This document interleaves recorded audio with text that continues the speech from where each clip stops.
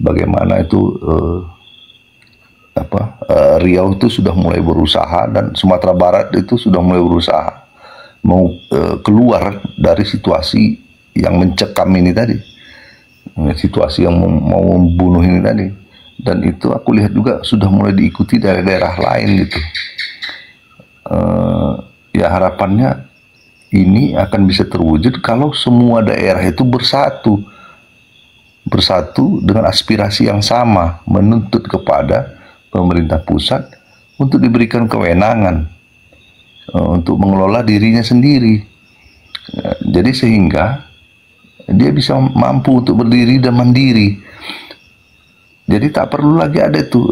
Ini kan selama ini kan doktrinisasi yang ditanamkan bahwasanya daerah itu tidak mampu karena dia tidak punya sumber daya manusianya, dia belum mampu mengelola.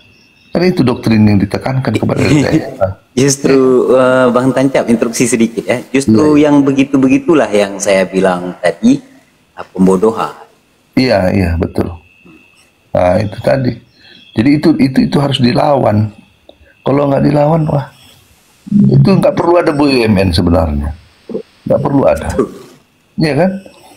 Daerah-daerah itu terbukti dari Aceh bagaimana kok bisa kok sebenarnya mengelola. Bahkan yang paling aneh itu lagi sekarang, ketika ada seorang putra Aceh, Iskandar itu mendirikan Indonesian Airways, tetapi berkantor di Singapura. Tetapi orang pusat Jakarta sana, pemerintah pusat mengatakan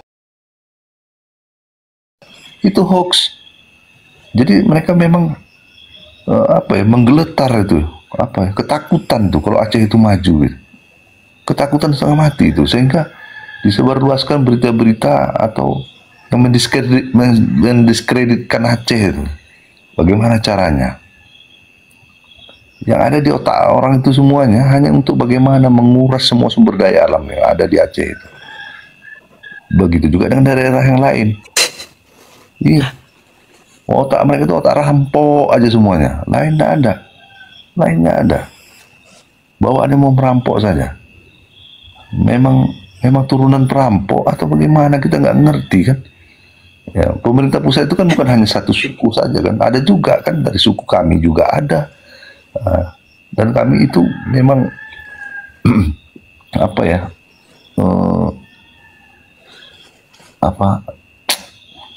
kita memang harus betul-betul mengevaluasi. Aku terinspirasi kali dari Bang Hos ini, masalah judul ini, evaluasi ini. Iya, dan itu aku selalu sampaikan di mana-mana, itu evaluasi itu tadi. Ya, jadi jangan kita lagi berkutat-kutat. Ya. Ada lagi satu lagi nih yang terbaru tuh, bagaimana tuh presiden ya kan mengatakan bahwasanya berikan kemerdekaan. Sedih nggak kita itu? Betul-betul nggak paham dia perjalanan perjuangan orang Palestina itu tadi. Ya, betul-betul nggak paham. Jadi orang-orang yang seperti itu memimpin yang tidak punya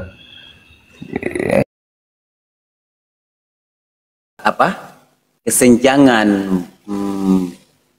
pengetahuan ataupun tingkat keilmuan sangat jauh kalau Indonesia dibandingkan dengan negara-negara lain kan. Makanya sebenarnya saya kurang menarik membahas Indonesia. Ngapain dibahas? Orang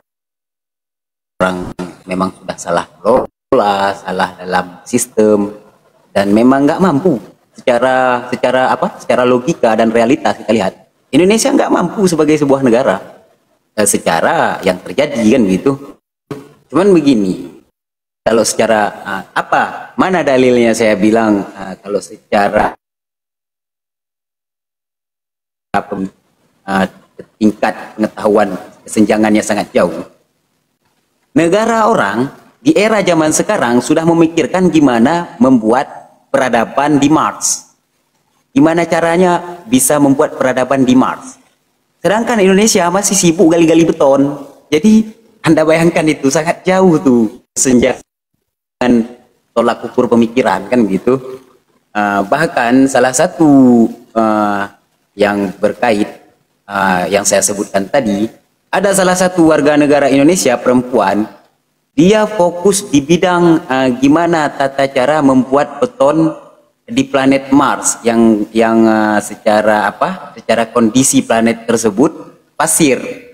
Nah, gimana agar beton bisa kokoh di situ. Konstruksi bangunan di Mars itu dia yang rancang.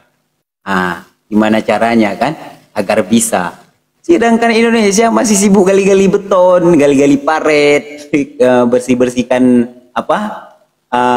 selokan. Jadi tingkat kesenjangannya itu sangat jauh gitu. Jadi kalau kembali seperti yang saya bilang tadi, mengharapkan sesuatu yang baru ataupun sesuatu untuk kemajuan aja, mengharapkan kemajuan saja sudah sulit sama negeri ini, apalagi sesuatu yang baru yang memang penguasanya sendiri tidak menanggulangi kecerdasan rakyatnya sendiri, bahkan tidak mampu mengimbangkan. Andai pun ada warga negara Indonesia yang memang pintar-pintar, bahkan kaya-kaya, kebanyakan berawal dari luar negeri, baru kembali ke dalam negerinya sendiri setelah mereka sukses.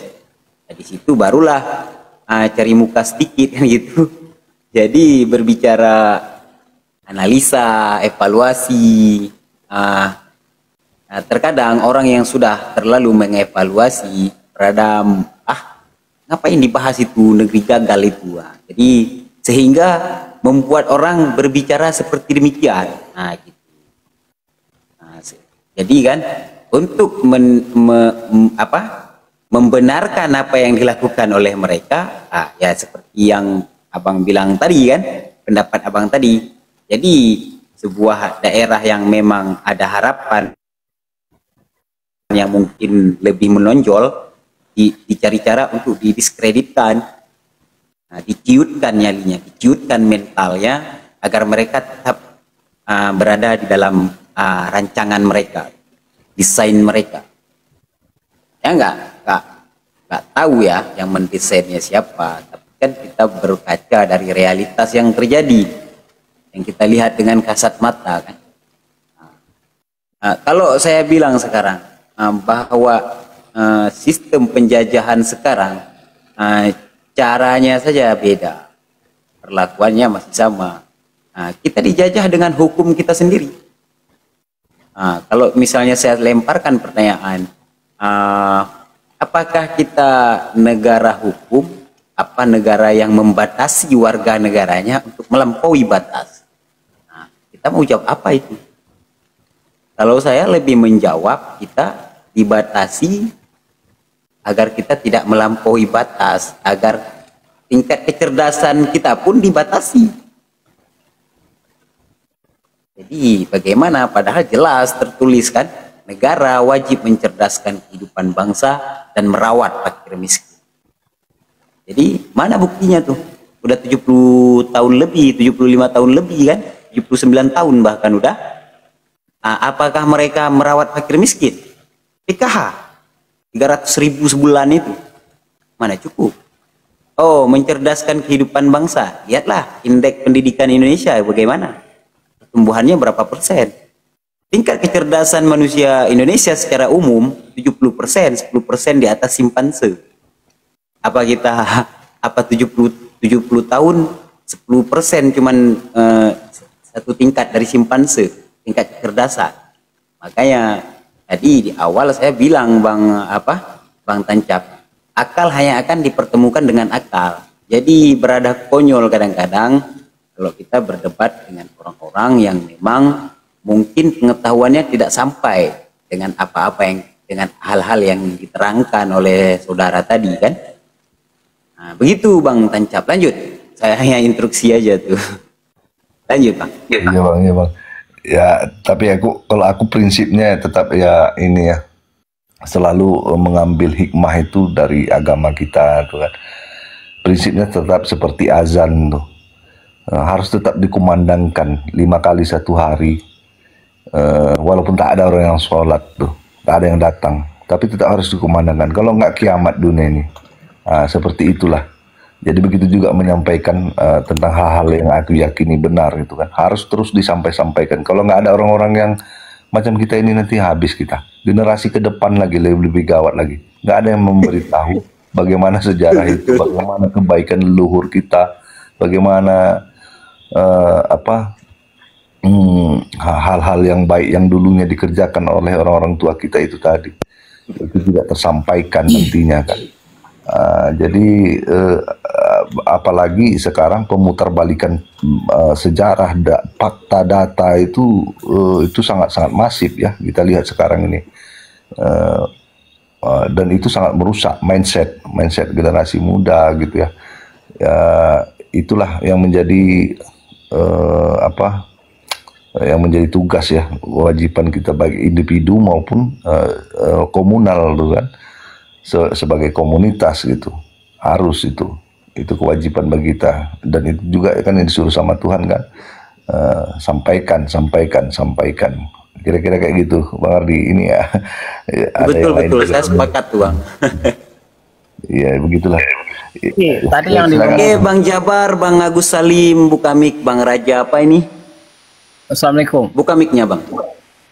Waalaikumsalam. Tadi tapi yang dibilang Mbak Ardi yang tentang Mar itu, tentang planet Mar itu, menurut aku itu kan pikiran yang konyol tuh. Itu nggak ada dalam hadis Al-Quran, itu ada tentang kehidupan dalam planet di atas.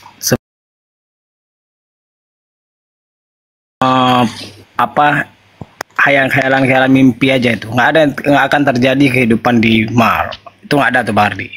Mau orang kafir mana buat tuh nggak akan terjadi. Itu cuma habisin waktu aja, pemikiran yang konyol itu, walaupun orang-orang sana pinter kan, tapi nggak akan terjadi, nggak akan bisa.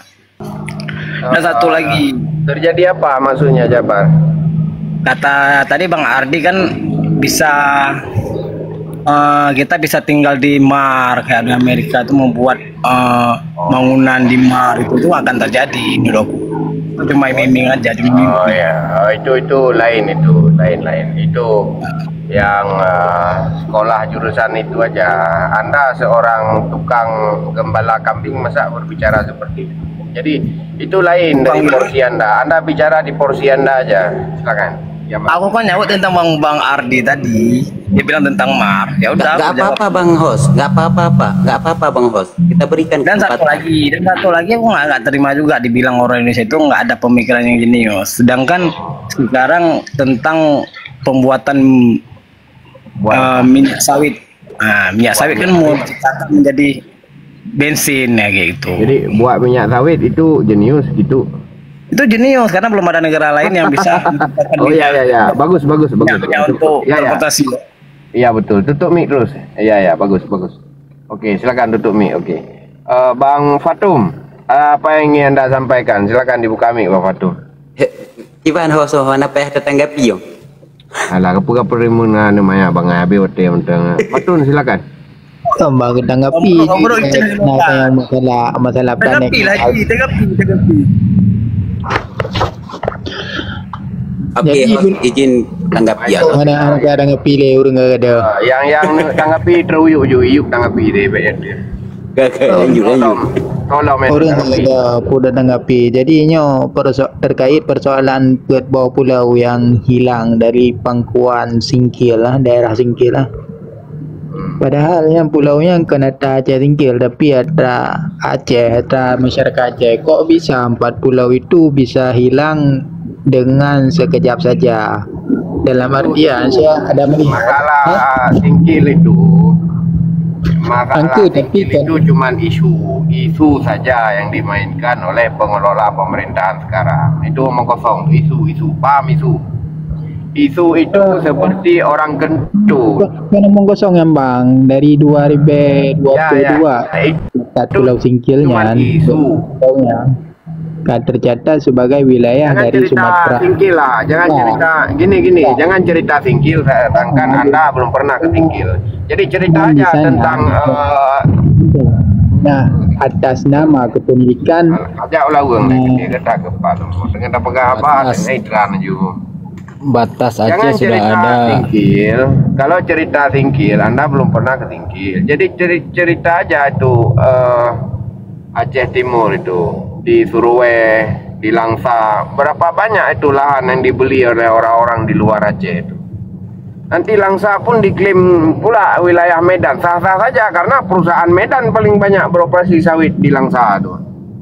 Ini kita malah mikirin ke Singkil sana yang jauh. Di Langsa aja, kebanyakan tanahnya 75% itu dikuasai oleh perusahaan asing, terutama di bidang sawit.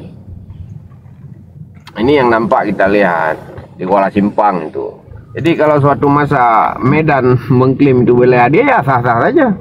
Yang notarisnya dipindahkan di Medan semua. Sertifikatnya cuma nama Aceh, sertifikat bisa ditukar atas nama Medan. Jadi ketika semua masalah itu kita bungkus menjadi satu suara, yaitu merdeka, maka selesailah masalah Singkil, selesailah semua masalah yang dihadapi masyarakat sekarang ini. Kan itu formulanya. Jadi kalau hanya berbicara tentang Singkil, tentang Langsa aja kita nggak sadar, ini percuma. Jadi mending kita cerita tentang kemerdekaan.